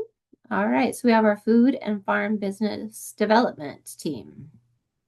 Yeah, I'm going to present for that team. So hi everyone, I'm Arlene Enderton. I work for Iowa State University Extension and Outreach as an evaluator. So I pop in to all of the teams like as much as I can. So I'll be talking about the food and farm business development team today. We have 9 people who have been coming to those team meetings pretty regularly. And we are looking for a co-lead right now. Jamie Fowler is the single or the only lead for that team. And so if someone is interested in that, you can talk with Tommy or with Jamie. Jamie's email is kind of at the bottom of the slide in that green box. And we meet the second Tuesday of every month at 10 a.m. and Jamie sends out the links for that. So if you would like to join the meeting, you again get a hold of Jamie using her email on the screen. Let's see, let's go to the next slide. Okay, so here we've just got kind of a summary of what we've done since we last presented at IFSC. In February, we had a gentleman named Doug Kraus come to our meeting, and he talked about a different system for putting up solar panels on agricultural land. It's using cables to keep those solar panels steady as opposed to digging footings deeply into the ground. And it's a way of putting up solar panels that say like somebody on horseback could still go under them, or somebody who's working producing some sort of crop could walk under them. So that's what we learned about in February. And then in March, we added a new team member named Ethan Wary. He's doing urban planning and development in the mid-Iowa region. And in April, Jamie and Joe met with Paola Trujillo Lopez. She's working in urban agriculture in Black Hawk County, but really wanting to understand the needs of urban farmers, not just in Black Hawk County, but kind of throughout the Cedar Valley area. And then in May, we had a presentation from Jake Bowman from Sustainably Fresh Agricultural Consulting. And he was really talking a lot about all the different things that farmers have to know about or do related to food safety. So, like, there's the Food Safety Modernization Act, which is a federal law affecting farmers of a certain size. And then there's GAP, which some wholesale buyers require. Good agricultural practices, inspections, that sort of thing. So we learned more about that. And let's go on to the next slide. So we've been talking about creating a living resource hub for food and farm businesses. We've kind of started a spreadsheet where we're kind of brainstorming resources, but we're still talking through what to include and how to develop it, where to put it. And we've had a lot of conversations in our team about AI and whether we should use that. It seems like with something like, oh, we want to find all the resources on a certain topic, like it could be useful, but we also there's a lot of different opinions about it. So I don't know if this has come up in other teams, but it's something that has been coming up in our group. And then we're also talking about whether to update the food and farm baseline report. There's a snapshot or a screenshot of that report there on the right. That was our 2024 report. It took a lot of time and energy. It took a lot of time to build this report. But we are talking about updating it because we know that things seem to change pretty rapidly, especially with farm businesses, with a lot of with the longevity not being great, like farms going out of business, new ones coming online. So we think we might need to update it, but also thinking through, can we fund people for the time that they put into it because of the time it took last time? Let's go on to the next slide. I think we just have one more. Oh, we don't have one more. Can we go back then? There is one other thing I wanted to mention. We also applied for a grant. Tommy mentioned it. It's called the Fund to End Factory Farming. And I just wanted to kind of tell you what that grant or what we were proposing to do. What we were proposing to do would be to essentially map all of the grass-based livestock operations in Iowa. That would be in partnership with Market Maker as a way to try to quantify how big of a thing is this in Iowa. And then we would do some case studies, like partnering with the communications folks at IFSC, some case studies of 4 or 5 successful grass-based livestock farms, and then find a yet to be found consultant who could do an economic impact analysis based on these 5 farms that we would be studying. So yeah, we'll find out, I think, in June whether or not that has been funded. Okay, we can go on to the next team now. Thanks, everybody. All right. Yeah, environmental stewardship. Yeah, so I'll be giving the update for this. So my name is Sean Stokes. I'm the research director at Rodale Institute's Midwest Organic Center. I've come on as a co-lead for this team in the past couple months with Adam Schreiber.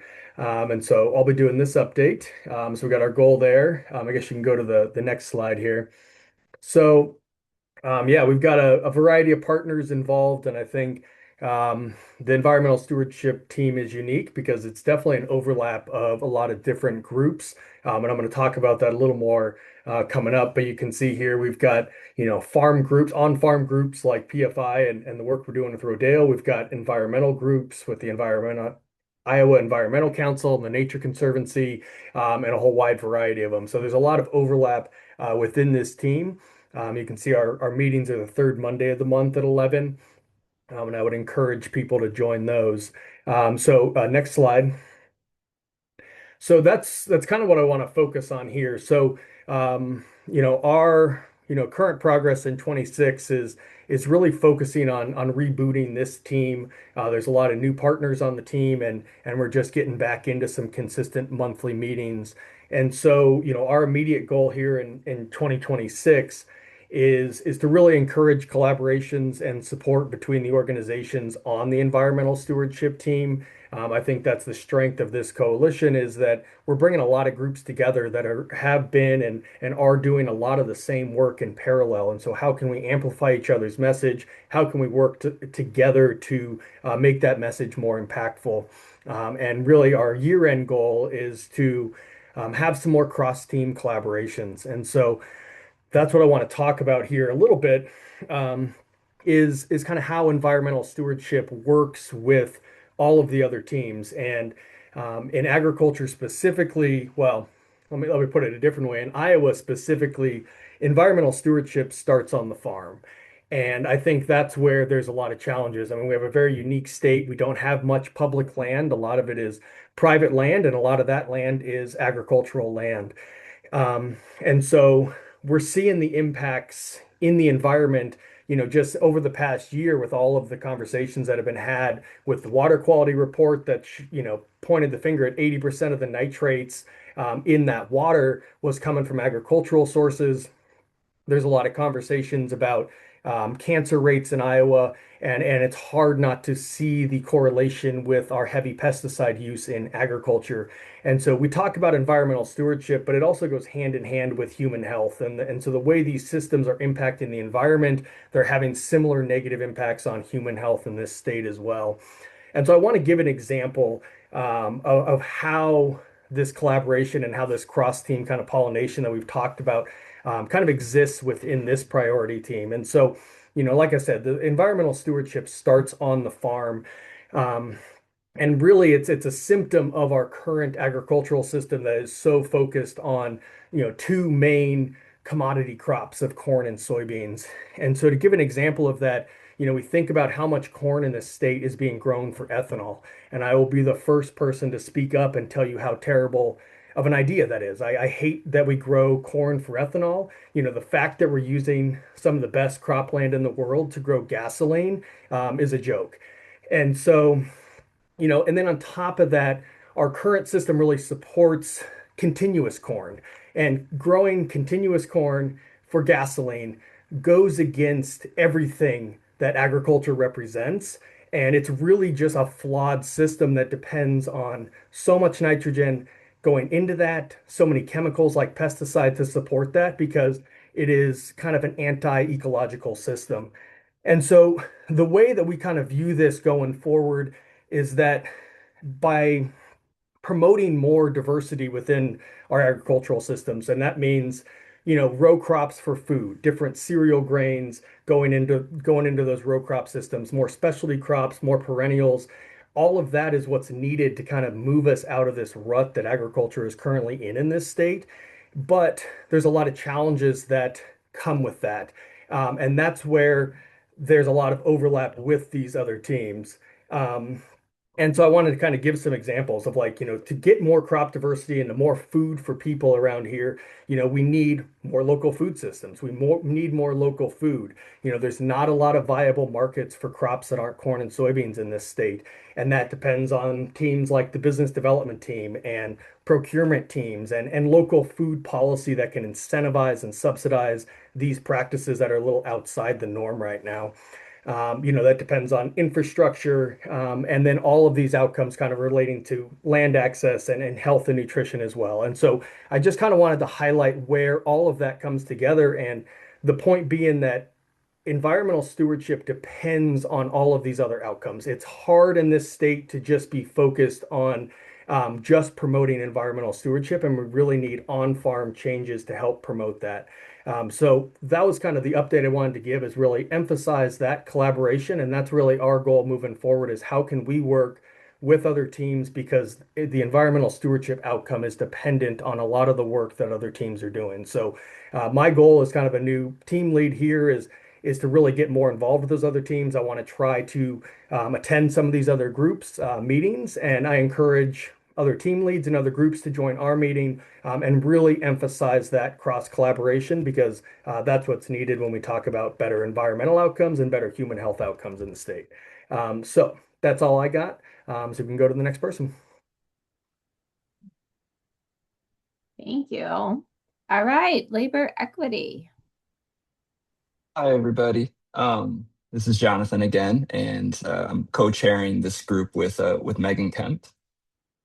So our goal is to support Iowa's food system workforce through skill development, equitable compensation and investment, and to ensure safe and equitable work environments, especially those historically impacted by unjust labor policies and practices. So yeah, this group has been a little bit of a reboot in some sense, but also just kind of building off of some recent work that we've done. So on May 1st, which is recognized as May Day, we organized a speaker and protest on Fleur Drive. Um, I can put that article in the chat. But yeah, it was a really awesome event. It was where immigrant organizations, labor unions, and farmer organizations kind of came together to do this event. It was something that uh, maybe wasn't like the most common thing, but the reality is that there's a lot of overlap and a lot of commonality between our struggles. And we just kind of wanted to come together and show that solidarity. So this specific group is going to kind of build off of that momentum. So we're already actually looking to next year's May Day, just because with this event that we just did, we kind of came together within like the last month or so. And we pulled together a great event. We had a lot of media and people there, but we definitely see like the potential to build off of that and have even more organizations and just make it a really impactful event. So our goals for this group is really to kind of is looking to learn and educate on the origins of labor in this country and state, and then build similar relationships with other organizations. Just like I said before about how we had immigrant groups and labor groups and farmers coming together. On the surface, people might, see that as being a little weird or like where is the commonality there, but immigrants work in our food system. Like um, uh, immigrants are also involved a lot in labor unions and just how people have historically taken advantage of those groups. So just seeing something like that where all these groups can kind of come together and you affect one group, you affect all of us, and we just really wanted to solidify that. So every other month is what our meeting cadence will be. We don't have the exact date yet. We did just meet earlier, though, this week to kind of go over how that event went and what we want to do for next year and future events. So if you're interested in, becoming part of the group, please email Megan or me. And yeah, thank you.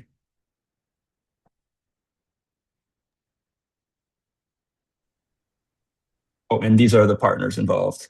This is Jenny Irwin of Global Greens who spoke at the event. She did a great job. And these are all the other organizations that were part of that event. So, yeah. Great. Thank you. All right. Last but not least for our priority teams is going to be food, nutrition, and health. Hi, everyone. Yeah. My name is Leah Presnell. I am the Healthy Iowans Steering Committee Coordinator. Hopefully, Healthy Iowans is a familiar term to y'all, but if it's not, we are the team at Iowa HHS that puts out the state health assessment as well as the state health improvement plan. And not surprisingly, food security, health and nutrition, and active living were priority areas that came out of our last state health assessment. So our team here at Healthy Iowans partnered with the HEAL team here at Iowa HHS and all the incredible work that they're doing. Normally you'd see Laura Paulson giving this update. I'm kind of the backup human. I really just support Laura, but as I facilitate the mental health part of the State Health Improvement Plan. But let me tell you, I'm always so excited to be here. I think this work is incredible, and I always walk away super inspired. So it's my time to shine as a backup human. So let me give you these updates. So the HEAL partnership is focused on engaging a variety of partners from across the state to identify initiatives that we can really move forward with the goal to improve nutrition security and access to active living opportunities. So first up, we hold quarterly meetings for our partners, the most recent one taking place last week. Our next one is coming up mid-July. These calls feature different speakers each session that may inform, inspire, or connect our partners with new programs, resources, or stakeholders across the state. I think Laura Paulson does a really nice job of creating a really presentation-rich meeting that feels relevant. It also offers a chance for members to learn more about all of our work in our work groups. We have 6 work groups that sit under this HEAL partnership at the state level. So if you are interested in attending these calls, please reach out to the email that's listed on the bottom here, heal@hhs.iowa.gov. I'll throw that in the chat after I'm done here. So since the last meeting, a few updates to share include our work group that focuses on expanding partnerships and partner engagement. They presented at the Public Health Conference of Iowa to increase awareness for all the work that's happening in all the work groups, and really focused on inviting folks from the public health sector to get more involved, so all those local public health partners. They took this presentation on the road. They're currently doing that. So they're presenting to the 6 regional local public health groups across the state this spring and summer. The education work group is working on another summer resource guide to inform partners and those they serve about other opportunities for food access resources. Some items include the summer EBT information, farmers market voucher program site promotion, summer meal sites at schools, the Double Up food books promotion, and food bank promotion. So I'm sure, Tommy, we can get you that summer food resource guide when that work group gets that finished, and you can get it out to folks. If anyone has other summer programming stuff you'd like highlighted, please, again, reach out to that website or that email and let us know. We also have a new group developing within one of our work groups that will draw a nice connection with food system efforts. So Jody is going to be on that, explaining that on the next slide, which is very exciting. Let's see. So a few additional updates that relate to this area specifically from our Health and Human Services team. So there's a lot of interest around food as medicine with many of our partners, and HHS has submitted an application for 3 years of funding towards a food as medicine state officer position. So we'll find out later this month if that was awarded, and we'll obviously let you all know. Hope to be in continued conversations with our partners about this. And then for grant updates, so the Pick a Better Snack program was not able to fund contracted sites this last year due to the loss of SNAP-Ed funds, but many of the partners implementing the program continued away with their own funding, so they kept the program alive. Due to a partnership with the Department of Ed, who was awarded a Farm to School grant, HHS is able to provide many grants to the sites that continued these efforts for next school year to offset some of the expenses to deliver local food lessons. So small win amidst some bigger losses. And then lastly, I just want to invite y'all to our next quarterly meeting. So our next meeting will really feature partners implementing healthy eating and active living related to policy system changes and initiatives across Iowa communities. If you'd like to attend and learn more, please reach out. The work groups continue to meet over the summer, and we are really looking forward to keep updating you on all the work that we're doing in the next call. If you want to go to the next slide, I think that will be you, Jody. All right. Thank you, Leah. Yeah, I'm really excited to be part of the HEAL group in terms of another, she talked about the working groups, and we are forming then this group that's going to be a subgroup. So technically we're part of the Innovative Approaches work group. We may have to figure out how to talk about ourselves a little bit easier because it's like a mouthful. So we're working on that. Our first meeting is next week on Tuesday. We're meeting at 2 o'clock, but that will not be our regularly scheduled time. We're going to work as a team to figure out what our meeting schedule looks like. We're going to meet once a month. And again, that might be like the fourth Tuesday or the second Tuesday, but try to come up with a schedule like that so we can continue to bring in more partners that are interested in this work. So how we decided to come about forming this group is we hosted, UNI CEEE with the Iowa Food System Coalition hosted Healing from the Ground Up, the Iowa Summit last March. Many of you were there. We had a great event, and out of that came a lot of really great conversations and really the desire to talk more about Iowa produced foods and agriculture and how that works with our soil health and our human health, and really diving into those topics that we discussed that day and some ideas that came out of that for that day. So we're going to continue to meet on a monthly basis, go over this, but we're also then going to be hosting, in case people are interested, hosting a Healing from the Ground Up Part 2 or more of an annual summit. Most likely that will happen in March of 2027. UNI CEEE, Audrey Tranlam and I are taking the lead on that again.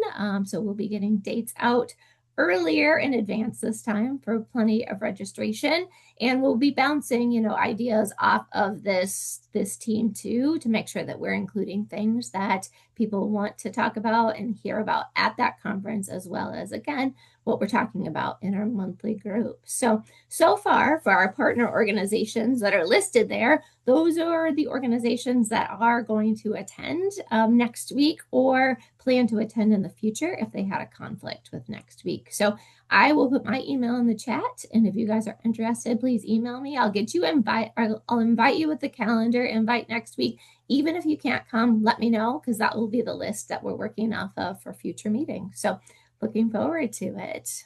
Thank you, everybody.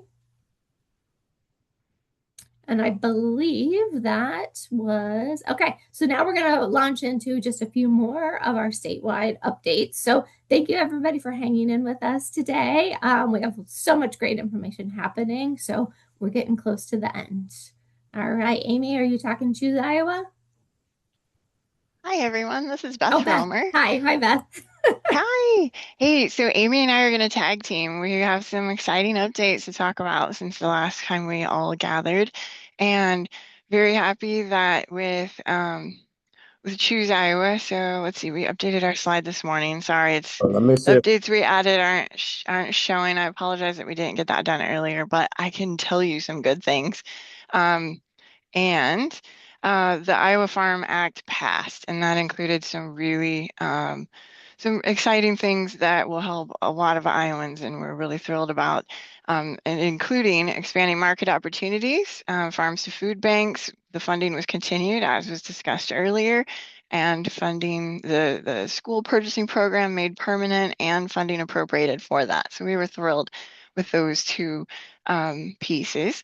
And then also there were several policy changes that will support more diversification for on-farm businesses. Those include clarifying some farm exemptions from county regulations that apply to value-added processing, direct-to-consumer marketing, agritourism opportunities and events, and other on-farm support operations. So that was really good. And then the definition of agricultural experience was updated to clearly include agritourism activities and events, and then to help reduce some regulatory barriers, and hopefully help farms welcome more visitors. So that is a good thing. And then expanding agritourism liability protections, so that now that will also include Christmas trees, honey, nuts, mushrooms, and maple syrup producers. So great to see those included now. And then there's also a long sought sales tax exemption was included in the Iowa Farm Act on the purchase of honeybees. So that will help our Iowa honeybee producers. We were thrilled to see that go through. And then a little bit of additional funding to support strengthen Choose Iowa and support ongoing growth of member businesses. So good things happening there. We were thrilled. And then Amy has some really good updates on a few of the different Choose Iowa grants.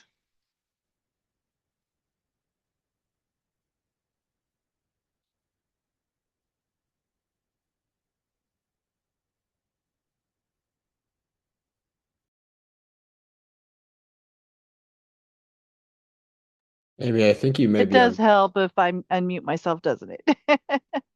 Good morning. Giselle mentioned the value added grant earlier, and yes, I did score 130 applications in a very short amount of time.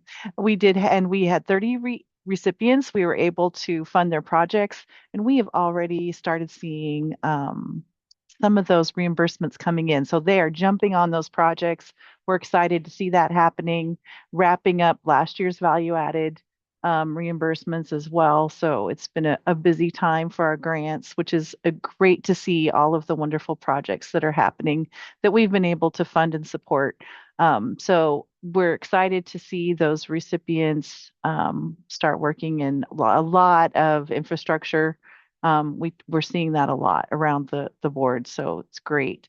And then we are working on our dairy innovation grant. The scoring committee actually meets today to review those. We had 40 applicants, which is our highest yet. So again, quite competitive, and we're excited to work and move forwards on those as well. A lot of great things. And then just a quick update, specialty crop block grant is wrapping up. We have been working on our review committee and scoring those as well. I know there are several in this group that have applications in for that. And so towards the end of the month, we'll hopefully get some finalization for which projects will move forward for our state application. So little FYI for those of you that have those applications in, because so we're excited to see so many great projects happening in our state. So some other things you'll hopefully be excited to hear about on the Choose Iowa front, the 2026 passport to help you find, choose your own adventure and find a bunch of great farm stands, farmers markets, farm to table restaurants, and more. Some really awesome boutique shops as well. That rolls out next week. So get ready to sign up, start checking in, visiting places, and supporting local. We're really excited for the ones who've opted in already for this year. And if you know someone that should be part of that and is not yet, when you see the list next week, we can add them at any point in the year. So please reach out, help us connect so that we can invite them to be part of the passport and help Iowans find them and go visit.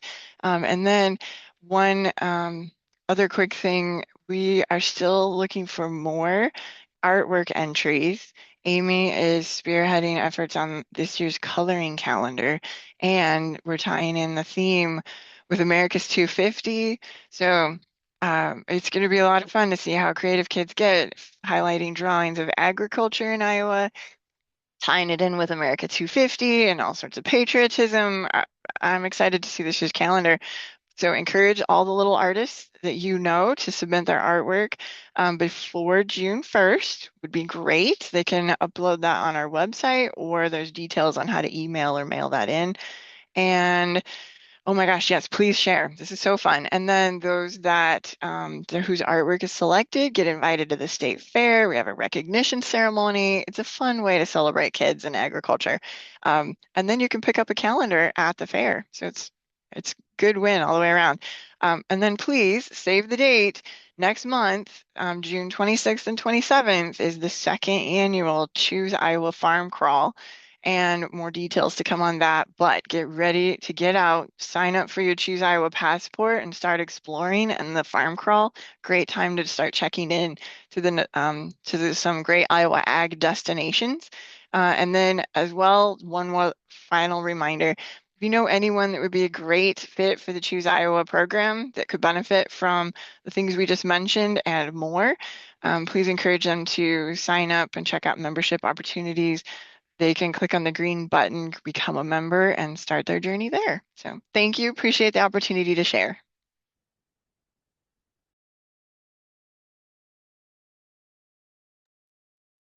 Thank you. All right. Last but not least. Hi, everyone. This is Megan Kemp again with Iowa State University Extension and Outreach. I'm on our food systems team as an extension specialist. You've heard from a lot of my colleagues already, like Chelsea, Teresa, I think Krista's on the call too, but I'm sharing on behalf of a lot of extensions. So to just really quick recap, I know we're getting close to time, but the Iowa Independent Grocer Network offers webinars, a grocery self-audit tool, and free technical assistance if you fill out that audit tool. This is really focused for independent grocers throughout Iowa. Our next webinar will be on Tuesday on design, marketing, and store layout. And I wanted to say thank you to the Food Hub Managers Working Group for supporting our last webinar and helping grocers learn how they can work with food hubs to do some local procurement. We've already heard about the Iowa Farm and Food Conference, so that's a quick reminder. Local food leader, we have some ISU hosted offerings this year in person, December 10th and 11th, and virtually September through November. If you have any questions, Krista is your gal. And yes, Krista just put in the chat that we did have an in-person scheduled for June, but that's been canceled. But you can still find us many places in June. We'll be out and about. The Food Innovation and Business Hub is a spot for lots of workshops, courses, and resources all around food businesses and development of those things. I pulled out some events that are coming up. They have lunch and learns that will be on Food Safety 101, the analytical services that they offer with the hub, like testing products and stuff like that, and then shelf-stable frosting, which I know is a huge thing for the cottage law world. They're also offering a webinar on May 28th on Know Your Costs, Keep Your Profit, and then the FSPCA Preventative Controls for Human Food version 2.0 full course, big deal for food processors. That'll be in person June 2nd through 4th. Katie Witt has been hired. I don't know if she's on the call, but we should get her on the call if she's not, as the Urban Egg Specialist for Iowa State Extension. And so that's a quick update, but lots of resources for urban agriculture, all different scales on that website. There is also a recap. I know that we talked about the Waterloo Public Forum on water access. There's a great recap available if you are interested in the water world. Trainings for value-added producer grants and new materials for AgMark are coming and will be posted online. And the National Agricultural Marketing Summit, or also lovingly referred to as the Egg Summit, will be in Raleigh, North Carolina this year, October 19th through the 21st, and RFP coming soon, hopefully this week still. But that's all that we got to share. Oh, one more ISU program update. Oh, Youth Local Food Leader. The educator cohort application is open through August 1st. Chelsea dropped the link in the chat. Thanks, everyone.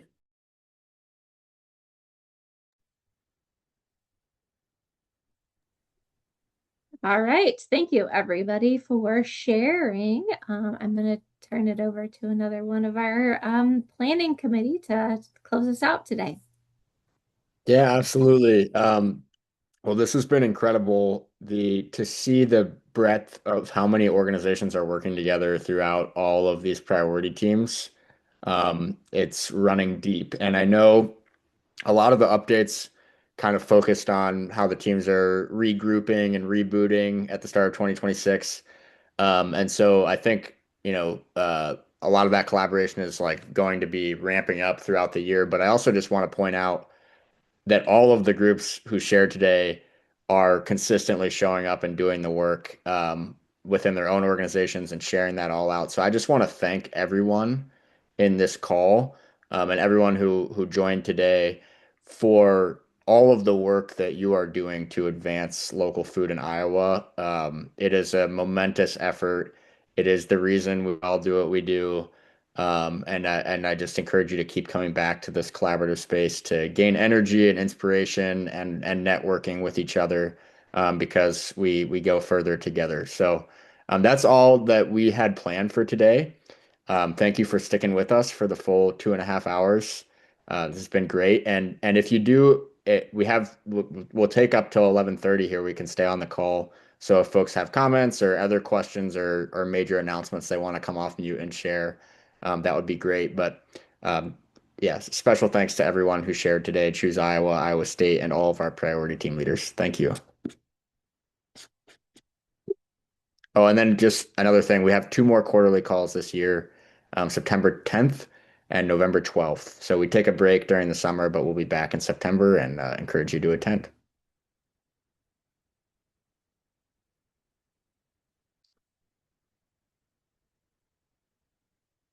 Thank you all. Thanks for being a part of the coalition here. I'll stay on till 11:30 in case anyone wants to chat.